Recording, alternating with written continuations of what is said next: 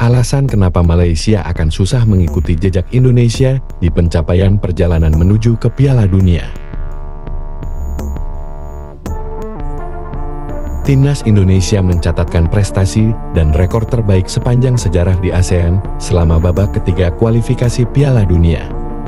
Rekor ini tentunya sudah melewati pencapaian-pencapaian yang telah dilakoni oleh negara ASEAN lainnya seperti Vietnam dan Thailand yang terlebih dahulu pernah merasakan kerasnya persaingan di babak ketiga kualifikasi Piala Dunia tahun-tahun sebelumnya. Thailand hanya mendapat 2 poin dan Vietnam hanya 4 poin.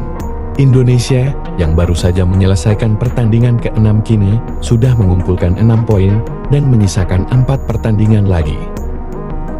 Malaysia adalah negara tetangga yang juga menjadi rival terdekat kita, tentunya selalu mengikuti perkembangan yang terjadi di Indonesia dan tentunya mereka berharap bisa mengikuti jejak Indonesia di kancah internasional.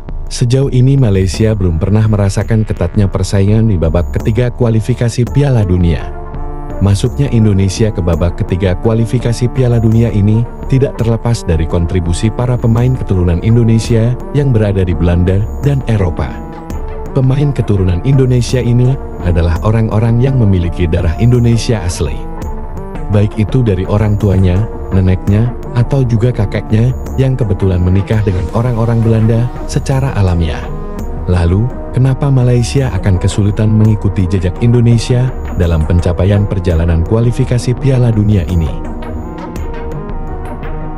Jawabannya adalah karena Malaysia tidak memiliki banyak keturunan asli Melayu yang berada di Eropa sana.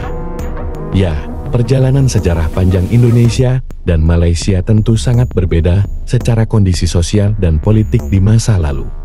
Malaysia di masa lalu tidak pernah mengalami kondisi imigrasi penduduk lokal ke Eropa karena alasan tertentu. Indonesia di zaman dahulu, tepatnya di akhir abad ke-19 dan awal abad ke-20 orang pribumi, kita banyak yang bermigrasi ke Belanda untuk alasan keamanan tertentu.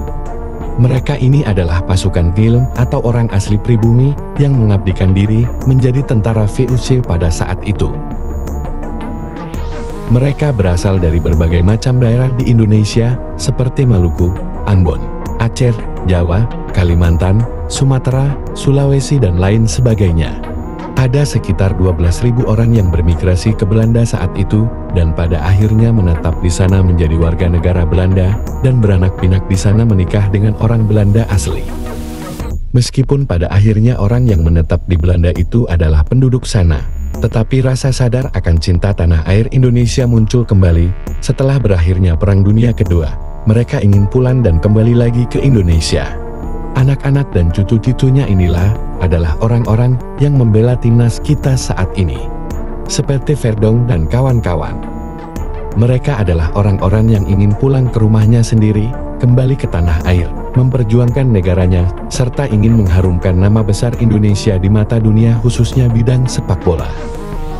Karena alasan inilah, tentunya Malaysia akan sulit untuk mengikuti langkah Indonesia, karena kondisi sosial dan politik di masa lalu yang berbeda. Meskipun ada, jumlah mereka jauh lebih sedikit dibanding kita yang memiliki sejarah panjang di berbagai daerah yang berasal dari Sabang sampai Merauke. Apapun itu, jangan pernah membeda-bedakan siapapun pemainnya yang membela timnas kita, karena mereka berasal dari tanah leluhur yang kembali ke tanah airnya. Harapan dan doa selalu menyertai timnas kita. Semoga negara yang gila sepak bola ini benar-benar bisa masuk ke putaran final Piala Dunia 2026.